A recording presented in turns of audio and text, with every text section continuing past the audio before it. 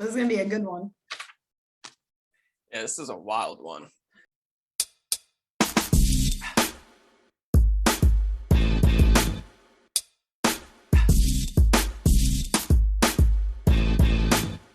What's up, everybody? Welcome back to Challenge Express. Choo choo. And we are here analyzing another episode of the challenge, Spies, Lies, and Allies, this time episode 7. I'm with my co-host here, Nicole. What's going on, Nicole? Hey. Hey. And I'm Tom. I had a nice dramatic morning where I thought I had to go to the hospital. Again, I feel like that's like every other morning for you. My ear popped. That was it. My ears, oh my God. Come on now. But I feel like my ear hadn't popped in like a year, so I forgot what was happening. And I was like, I think I got to go to the hospital. And then I realized I just like that. Right. Yep. That's what I was going to say. Always does the trick. Just another day. It's another day with the Valentines, guys. This is what you get when you tune in. Absurd stories that nobody else probably experiences. So episode 7, another hour episode. Pretty upset about that, but it is easier to take notes on it. Yeah, I mean, I get it. They had this like long story, like episode, and they're like, well, let's just do 2 hour long instead of cutting out some juicy shit, right? So yeah, that's fine. That was the juiciest part, I guess. Like you said, it's kind of like a 2-hour episode, the last 2 episodes. Yeah, and it's almost like part 1. It was just like part 1, part 2. The daily challenge sucked. Elimination was predictable. So yeah, all the juicy details were in that fight with Fessy, Josh, and basically the whole house. Yeah. So yeah, that's what we're gonna get into right now, because that's what happens at the beginning of the episode. So the episode, I mean, obviously is like in the midst of before Fessy is about to hit Josh. Yeah. I think like one of the first things that happens is Esther apologizing for throwing the drink, which I'm so happy to see that. That's the second or third time this season that people have immediately like acknowledged their faults and apologized. Yeah. What's the first time? Huey and Corey. They like hugged it out. Yeah. Like at 10 minutes later, they're like hugging it out, apologizing and crying in each other's arms. So like, yeah, I don't know. It's nice to see that people are noticing their mistakes quicker and apologizing. However, she ends up undoing all of that apology later in the episode. Yeah. Esther, she like wants to be the bigger person, but this is a chaotic house you're in, so it does bring out the worst. And so I could tell that Esther's trying her best at, keeping her cool, but obviously it's emotional when your partner is about to like get in a fight, and then Esther clearly thinks Amber is lying. She's very stubborn on that fact. And why is everybody so obsessed with Amber? And all they keep saying is like, she's fake. I don't get it. Yeah. I could tell that she's kind of annoying, running around the house, complaining, blah, blah, blah. But again, in a house, everything is intensified, I guess. Yeah. So I'm team everybody Amber. Hates Amber. I think they're just jealous. Yeah. My favorite part, what's your, Josh had a lot of great lines. Okay. During this episode. Do you have any that stood out to you? I wrote down one. Yeah, him jumping up and down saying, "You're not gonna see a final again. Yeah, You're not gonna see a final again. You're going home." I thought I wrote down one. And then everybody, house vote, Fessy and Esther. Oh, that was so stupid because you were just hooking up with Esther, and he's like, "I meant Fessy. It's like, okay, chill." Like Josh, yeah, like you said, you were just hooking up with Esther. Take what you can get, my guy. We don't see you get a lot of hookups. So the first time you get a hookup, you literally ruin it the worst way possible. You throw her under the bus. Wait. For no reason. One of my other favorite like little quotes was when Casey walks in and Josh is like, "You need to pick right now, me or Fessy." And she's like, "No, she's like, I just walked down here. No, like, Nope, not entertaining this at all. First thing she hears, me or Fessy. She said, I just came down here. No. I feel bad for Casey. Casey's like the only one with like a level ahead at this moment. It feels like. Then the worst part about this, in my opinion, worse than Fessy basically slapping Josh in the face or whatever, is when Josh gets really heated at Amanda and throws his glass down. Yeah. That almost warranted a kickoff more so than a shove to the face, in my opinion. Yeah, was she that close? I didn't really notice. Really? Yeah, she was really close. And then he yelled at her and got in her face really aggressively. Oh shit, I didn't even notice that. Yeah, he I mean, I remember when you threw the glass. Yeah. I didn't realize. Boom. And it was like a tall glass. So that shit could have really hurt somebody. Yeah, it can just shoot back up and that's amazing. Yeah. Oh man. And Amanda didn't even deserve it because Josh was like, you were instigating it. And Amanda wasn't even instigating it. It was Tori and Corey. Yeah. Corey just every episode just does something sneakier and sneakier. She said on Instagram that producers egged her on to start some beef. So, I mean, which is fine. We know producers do that. Like the people behind the camera, oh, go play a joke on this person. Oh, start something. Yeah. So own up to it. You agreed to this and you messed with Amber. So yeah, own up to that for sure. Which I think she does. She does own up to playing a joke on Amber. She didn't expect it to go that far, although she did go in the pool room and get Josh. Yeah, I mean, come on, you know what's gonna happen when Josh, you get two meatheads together. They're in separate parts of the house, so nothing's gonna happen. But once you get them together, shit, drinks are involved, egos are involved. It's just gonna spell bad news. Yeah. And Corey knew that. I think Tori. The only time Corey spoke this whole season. But I like how he did say something all right, obviously, gut feeling was, okay, Corey, this is really kind of childish and shady. But then Corey says something, I forget exactly what he said, but he's like, no, don't even start with me. He's like, they're adults. They could if I instigate something, that's one thing, but it's up to them to either react to it or be adults and not react to it. He's like, don't even put that on me. And I was like, you know what? That's kind of a good point. You can instigate something, but Fessy and Josh could very easily be like, yeah, no, I'm not listening to you, Yeah, let me play devil's advocate and let me know if you change your mind. So yeah, Corey says he's a grown man. He could stand up for himself. It's pizza. Come on now. He's got deeper issues than pizza. Flashback, to Final Reckoning when Corey maybe body slammed maybe a Tony over maybe a pasta. Ah, yes. So I guess if it was pasta, Corey would have understood. But it was pizza is not that big of a deal to him. Yeah. Wow. A little hypocrisy, but it has been a while. Final Reckoning was a while ago, so yeah. Corey's grown, and I like what he said in deliberation. His bullshit apology. He's like, and I plan to be better. Yeah.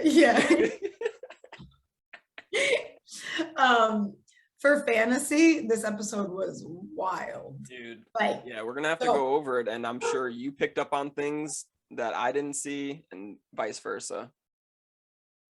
You just muted yourself. I know, because my large monster of a dog is barking at nothing. So, because crying is one of the criteria. I have 30 cries. It was nonstop. Yeah, they would pan to somebody and they would just be teary-eyed and you're just like, I guess they're crying. I don't really know why, but I'm pretty sure everybody was crying this entire episode. Yeah, whether it was through laughter or sadness. Another great quote. This episode had a lot of great quotes. This one was the most surprising, I'd say. Devin, Rome wasn't built in a day, but it crumbled in one. did Devin just compare the Roman Empire to the Big Brother alliance? Pretty sure. Things It's have, accurate. yeah, things have changed for Devin. Oh man, here's another instance though of immediately apologizing. Fessy Yeah. going to apologize to Josh. Yep. Yeah, that's another instance. Josh is a mess. I mean, Josh had half the cries in this episode. Fessy should not have like grabbed him when he was trying to apologize. It was like too soon. Yeah. Like walk in, give him space and apologize, but he like kept like grabbing him and Josh was like, get the fuck off of me. Like, Yeah, he was like kind of forcing the apology. it was just like a little handsy of an apology considering you just laid hands on him. Like, right. Maybe give him a little physical space since you just made him feel probably like threatened and yeah, since you might get kicked out for physical violence. Yeah, like I don't know, triggering, but at least he apologized. Yeah. Yeah, a lot of shit was said that I'm sure didn't even get in the edit. Like a lot of low blows and whatnot.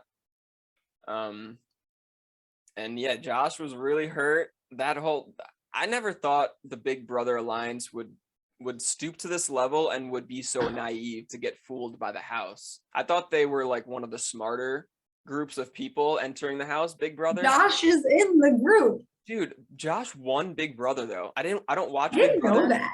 Yeah, I don't watch it, but you got to be smart, right? You got to I don't have know. like strategic skills. I have no idea what Big Brother is about. Yeah, all I know about it is like it's really big on house politics, not so much the challenges. So, and even Fessy says like, Josh, you're one of the smartest dudes in the house or whatever, and he does have a good social game and politics game, unless he blows up and creates a target for himself. Yeah, which does happen. I'd be interested to watch that season that he wins. Yeah, it would be. He cries a lot. Not surprising. It's okay. I'm okay with that. Like one instance you'll love is apparently he like wakes up in the morning and gets a bunch of pots and pans and slams them to wake people up, and people get really mad at him. Okay, I can see that happening. No, I'm all for him like being, emotional. On the other side, that's Fessy's probably biggest fault is him hiding his emotions. Yeah. Whatever. Josh wears his feelings on his sleeve. It's all good. Right. Yeah. That's funny because they are like best friends, but they are polar opposites when it comes to emotions. For sure. Yeah. We did see Fessy cry. Yeah. So that was. I know. I was staring at the screen. I was like, is he crying? Is he crying? Yeah. And he wasn't. And I'm like, oh. And then it goes back. I was like, he's crying. Yeah. For points. Only for points. But yeah. Anything else on that whole situation? I mean, I guess we could just immediately go to Fessy getting kicked out of the house. Yeah. Let's just go talk about TJ obviously showing up. Esther getting the warning, which warranted. If she got kicked off, that would have been wild. Yeah, the warning was warranted, and he called her out later in the episode too, saying you've had some low moments. Like he definitely is not sugarcoating anything and making people feel a little uncomfortable and embarrassed, and they probably deserve it. So yeah, everything he was saying to Josh was like right on the dot. He was like, you're embarrassing your friends, your family, yourself. Oh, that was like harsh, but maybe Josh needs to hear that. Like, was it harsher than TJ kicking Fessy out and then saying you have 15 minutes to get your stuff and get out of here? I don't know. I kind of like that. Like, no, funny. It's funny because 10 seasons ago, if somebody shoved somebody, nothing would have happened. Yeah. It really needed to be like a punch, or like it needed to be a little bit more than just a shove. Mm-hmm. But I'm cool with the like no tolerance of violence. Like there's no need for that. You guys are fighting in like physical competitions every episode. You don't need like, it's not necessary. So all I ask is for them to be more consistent. You don't think they are? No, I mean, even if you go back to, I mean, we had a headbutt in Final Reckoning. No one got kicked off. I guess I'm talking like last 5 years. Yeah, so Final Reckoning, there was a headbutt by Sylvia. She headbutted Marie. It was like a yeah. She should have gone home. She didn't get kicked off. I remember on Dirty 30, Nelson shoved kind of like the same exact shove to the face, right, to Derek, and got kicked off. But Nelson before that got a warning for being physical at a bar. He was like pushing people. So I feel like he got kicked off because of the warning. Gotcha. If Fessy did something earlier in the season, even if it was a small warning and then this happened, I would say kick him off. But maybe this also warranted just a warning. Okay. I mean, yeah, I agree. Like, if you're gonna do it, be consistent. But I would say, like, if that's their standards now, then moving forward, they need to follow those. Yeah. Like, you can't just flip flop and do what you want, right? Yeah. And I mean, guess if that push was to his chest instead of his face, it would have probably been fine, right? probably, yeah. Yeah. Which is actually kind of silly if you think about it. It's just like the location. Yeah. Yeah. It wasn't like a punch, like you said. Like we've seen people throw punches in the challenge, and you look at it and you're like, ooh, yeah, they deserve to go home because of that. I look at this and I don't immediately think he deserves to go home for that. Yeah, I don't know. Maybe they just did it for the drama, which, I think they did. yeah, I which think is, they're almost like lining Fessy up to be like the new CT, gets kicked off of shows and then comes back and he's a monster. yeah. I think this is actually good for the storyline for Fessy. So I think MTV almost made the right decision by sending him home. They don't want him to get a win this early. They want him to really want that win, you know? Yeah, they're setting up the story. Yeah. I mean, that's a little unfair, Yeah. but they also need that money. So it is a business. Yeah. And Fessy was in a good spot in the game too. Not a lot of guys were threatening him when it came to physicality. You know, Yeah. all the dudes kind of have left the house that were really big and that compared to him, like Corey L and Kells. So it sucks for Fessy. He was in a good spot. He's won 2 daily challenges this season so far. I don't know. I'm with Kyle. Not upset that Fessy's gone. If I'm a guy in the house, I'm licking my chops. Kyle's like, oh, boo, like not upset. Yeah. That whole room of before we get to that, actually, Josh, what TJ said to Josh was absolutely hilarious. He was like, I guess we'll keep Josh. Yeah. Like, what? Did he just make that up on the spot? He was like, Josh, you're embarrassing yourself. You gotta stop. I guess we'll keep you. I guess we'll keep you. Yeah. Uh, But yeah, to what I was saying. So Emmy is eyeing CT as a partner, right? And they're all in a room together. And I paused the screen because I wanted to see who was in this room, because I think it's very telling, because they all trust each other a lot to make this this deal with Emmy. yeah. And I think this will be a core alliance once the vet alliance breaks up. And it was not, no. It was Kyle, Devin, Ed, Emmy, Tori, and CT. Okay. Yeah. That's kind of like a handful of people flying under the radar. So maybe they're not flying under the radar. Maybe they're doing, yeah. Yeah, it's a good point. But yeah, I actually brought this up, so I was kind of correct in my prediction for Emmy wanting CT as a partner. I said that I think they'll end up together, and we were talking about how like she'll be the big T for CT of the season. Yeah, Uncle CT. Sorry, Uncle CT. Uncle CT, Mr. TJ. We'll see what else she has in store for us. I love Emmy. Yeah, I'm beginning to love her again. I wish she was on my fantasy team. Yeah, I know. She is killing it. She's just like in every episode. Oh. Yeah. But yes. Emmy telling Berna, her like good friend in the house, like. Yeah. I think the challenge is getting to Emmy's head too, though, where she's like burning bridges with friends just to be in like this cool group of vets, and she is young, so peer pressure is she's easily susceptible to peer pressure. But CT on this side of all of this is trying to get away from Berna because he's feeling the burn. He's feeling like the target is becoming, hotter and hotter on him and Berna, because Berna's got so many things going on, so much drama. You know, she's hooking up with Nelson. She's got drama with Amber. She's Ashley and Amber. Both. And Amber. Yeah, that's true. She's always gossiping, it seems like, and then CT reveals that she brings up like crazy plans to CT that don't bode well for CT in the future. Yeah. I wanted to like Berna. I think she has a really ugly personality, at least what they're showing us. Yeah, I don't know. Every time she talks, it's just like nasty. Like it's not nice. Yeah, I want to like her too. Maybe for different reasons. But yeah, her personality is it's a lot. It's like very negative. She says something, I literally wrote like Bruno's bugging.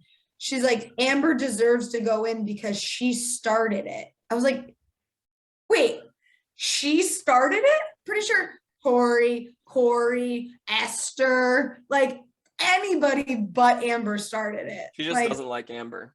But it's just so crazy. Like, you're so delusional to say that Amber started it. It's like, are you blind? Yeah.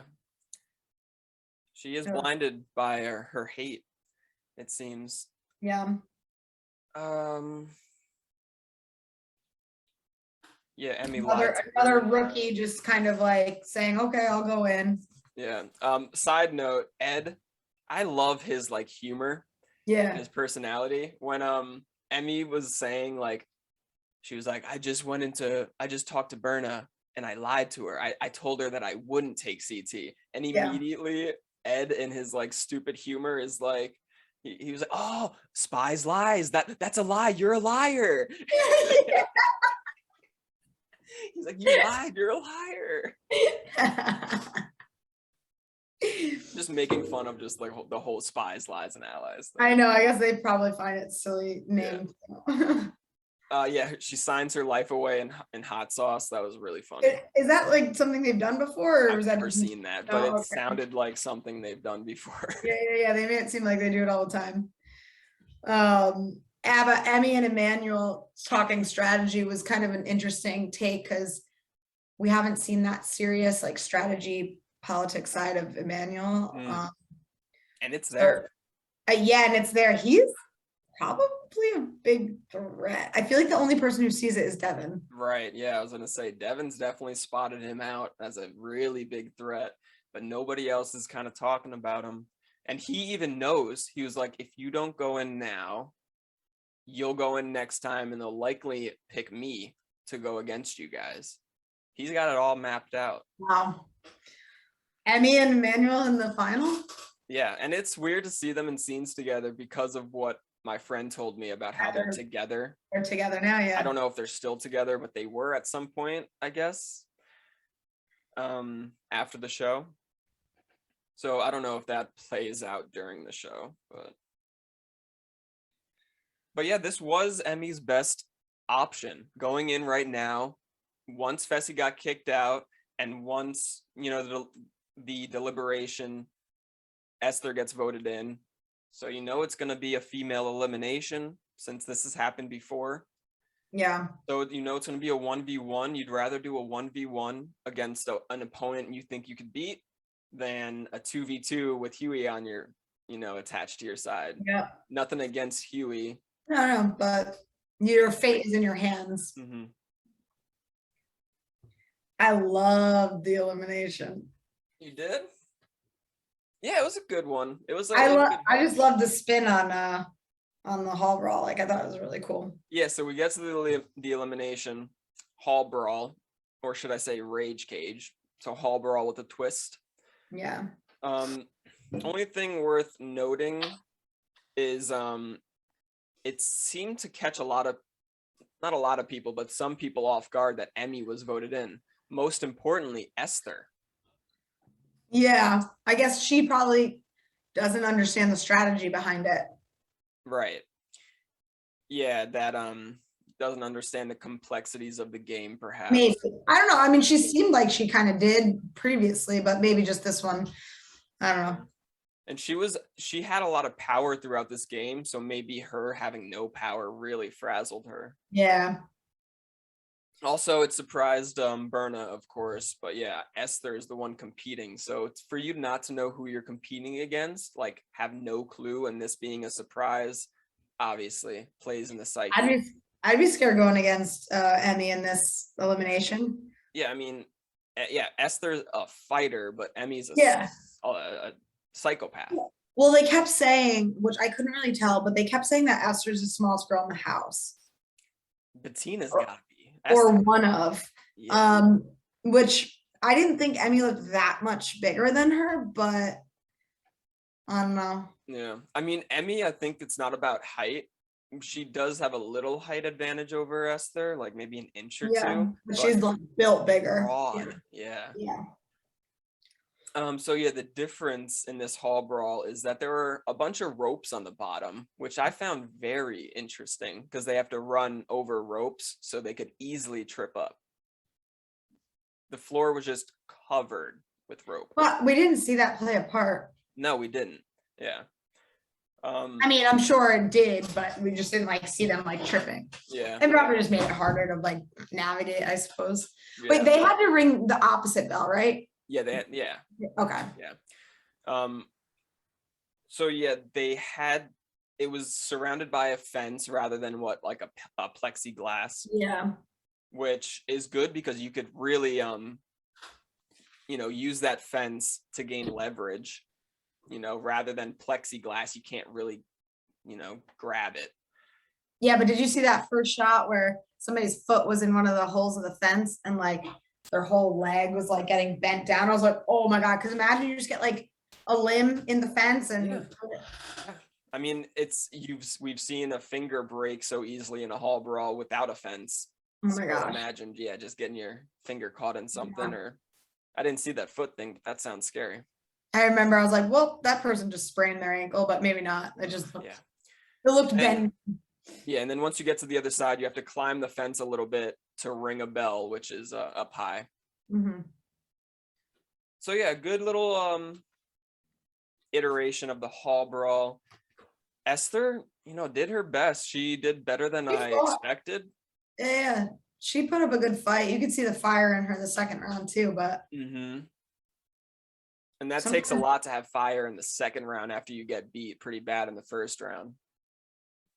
Sometimes with these physical ones though, if the person's a little bit bigger, just has that advantage. Yeah, I know. That's why hall brawls, I don't want to see that many throughout a season. Unless it's like two big guys.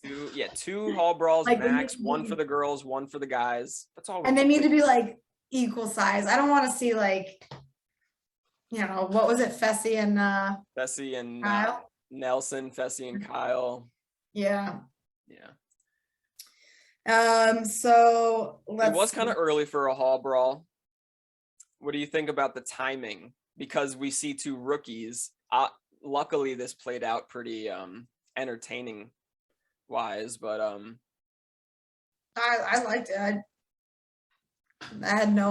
I'd rather it at the beginning than the end, because I feel like at the end, like you make it all the way to the end of the game, say you're like a Jordan, and then you have to face Fessy in a hall brawl, Am I frozen? You are frozen. Can you hear me? I can hear you. Okay. Got a good looking face going on. No, I don't. Stop. Make it stop. All right, you ready? Hey. We're back. I just took a short trip to Niagara Falls. Yeah. Just a quick intermission while she made her way to Niagara Falls. Look at that beautiful sight. We wanted to show you guys for the rest of the recap. So yeah, the site, you're still trying to get it working, I could tell. The second round was closer than the first. Esther could have won the second round easily. She missed the bell by like a millimeter. Oh yeah. That's where she should have just taken 1 second. Oh yeah, not even a millisecond. If she took 1 extra second, you can't even like miss by that little if you tried again. Yeah. Oh man. But yeah, Emmy wins, not really a surprise. I think a lot of people had this in their predictions. Yeah. The episode And all like led up to it too. yeah, and Emmy steals Uncle CT, just like she said she would, surprising Berna.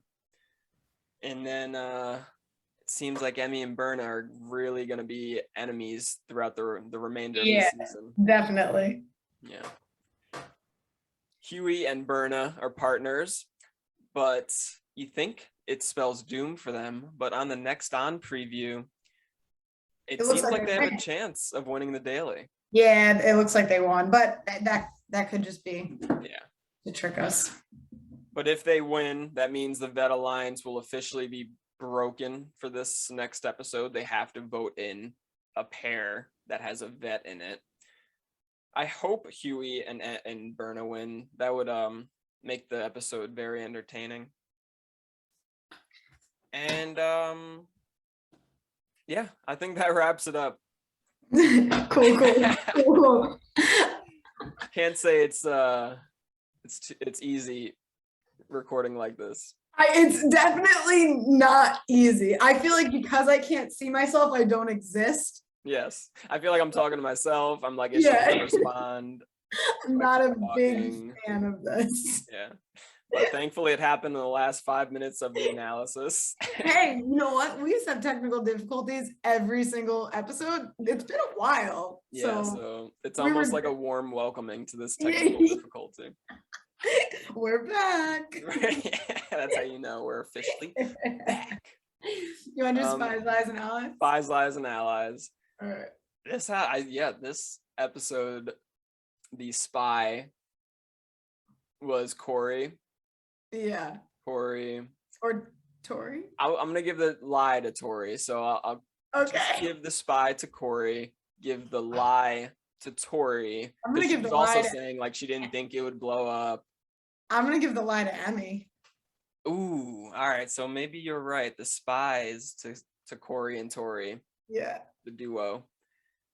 And then lie to Emmy for lying to Berna. An ally. What's this like strongest alliance we got right now? It's got to be Emmy with that new group. Yeah, it's not Big Brother. So even though they kind of did repair their alliance, I think they'll be fine in the future. Yeah, but because Casey and Amber aren't aligned. Yeah, it's basically, and Josh and Casey said we're not talking for the rest of the season. That was a couple episodes ago, but they seem to be on better terms. Yeah, they're not the strongest alliance. Yeah. Like, no, and Fessy's gone. So yeah. All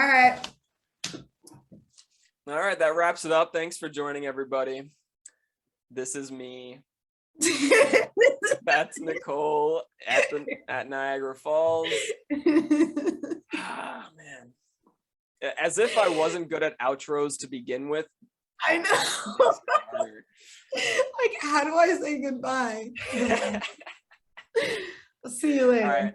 We'll see you guys for episode 8. Until then, peace out. Bye. Oh my God.